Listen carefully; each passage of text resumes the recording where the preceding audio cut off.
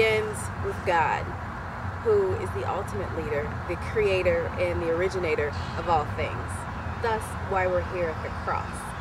In the beginning, he created Adam. When he created Adam, thus began that relationship between God and man, or you can say leader God. He gave Adam and Eve dominion over his creation, thus leaving us with the principle of authority given by God. And again, he picks it back up when Jesus Christ, God in human flesh, came and gave authority to the disciples. And so the principle of authority is weeded throughout the scriptures, and we can't ignore that aspect when it comes to leadership, because there's always some type of structure when it comes to leadership, because you have to have followers to carry out the work. And leadership comes with so many different kinds of definitions. I know when I was looking at Regent as part of my admissions essay, I actually found an article called An Integrative Look at Leadership by Bruce Winston and Kathleen Patterson. And they talked about, you really want to find out about leadership, you go out and you look at the 26,000 some articles just as a start to define what leadership's about. What they started to do, though, was pretty interesting. They started talking about how oftentimes we look at leadership as a bunch of parts when we truly should be looking at leadership as a whole. So leadership is complex, and again, I would encourage anybody, just go out and Google leadership, and you're probably going to get a little bit more than the 26,000 articles. You're probably going to get 10 million hits.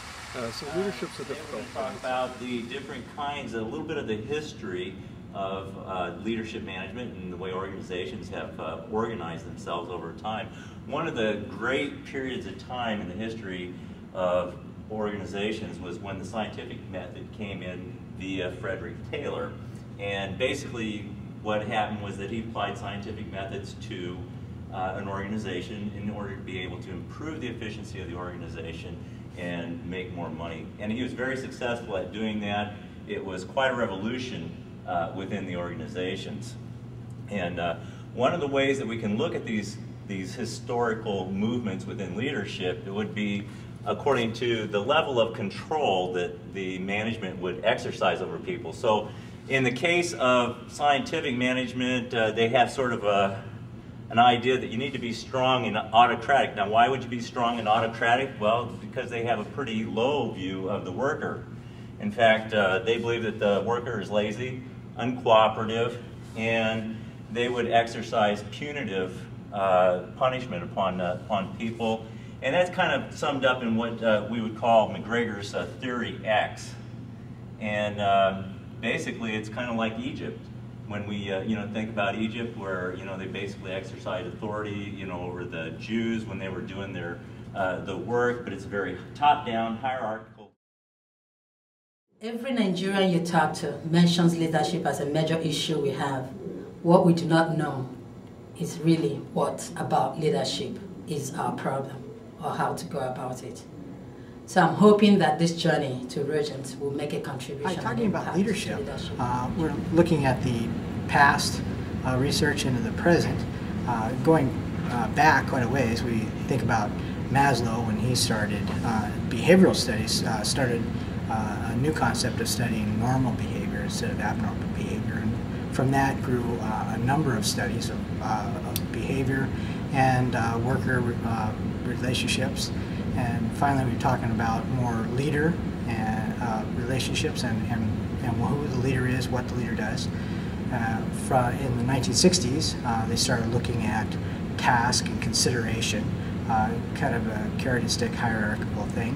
And from there, we went into leader, follower into the 70s and 80s, and then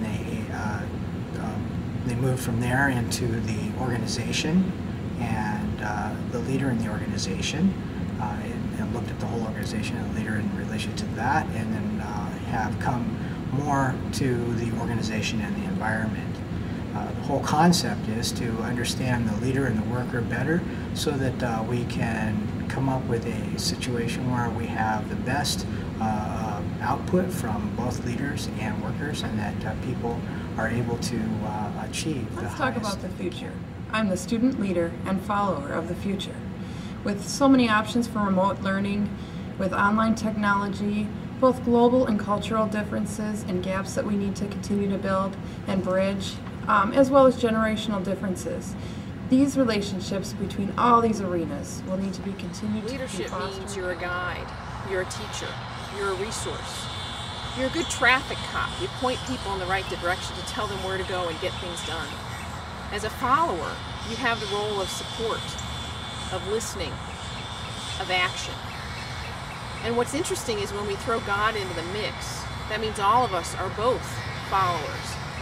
And we have the opportunity to be leaders because we're following God and we're leading those that He's entrusted us with. Leadership is not so much about technique and methods, it's about opening the heart. Leadership is about inspiration, both of others and yourself. And great leadership is about human experiences, not processes. You will. Hey, my name is Flavian Shirani. I'm originally from the Republic Democratic of Congo, and I came via Brussels in Belgium. I just want to say something about the leadership. Leadership is not a formula or a program. It's a human activity that comes from the heart and considers the heart of others. Leadership, ce n'est pas une formule ou un programme, mais c'est l'activité du cœur qui vient de quelqu'un et qui vient du cœur des autres. Leadership is an attitude, not a routine. The challenge in leadership today, more than any time else in history, is the fact that followers believe they're part of a system that lacks heart, a system without a heart. Nsogbu ndị ọchịchị nwere ugbu a karịsịa oge niile bụ na ndị a na-achị achị kwenyere na ha so n'ọchịchị na-enweghị obi ma ọlị, ọchịchị na-enweghị obi ebere ma ọlị. If there's one thing a leader can do to connect with followers at a human or better, still a spiritual level, it is to become engaged with them fully, to share experiences and emotions, and to set aside the processes of leadership we have learned by rote. And here we are at the conclusion of our segment of 10 minutes, back at the cross. You just can't get away from it. God, the originator, He also has the final saying in the conclusion of the matter. And from the research that we've done for this segment of 10 minutes, from our conversations with our professors, to the research on the theories past, present, and future, the spiritual development that goes into leadership development, conversations with first, second, and third year students, the one thing that we've discovered in trying to define this huge concept of leadership, simply stated, leadership is relationship. And what better, more beautiful, resounding depiction of leadership and relationship is that in St. John's Gospel, chapter 3, verse 16. And I'll leave you with this. For God so loved the world that He gave His only Son, that whosoever believes in Him should not perish, but have eternal life.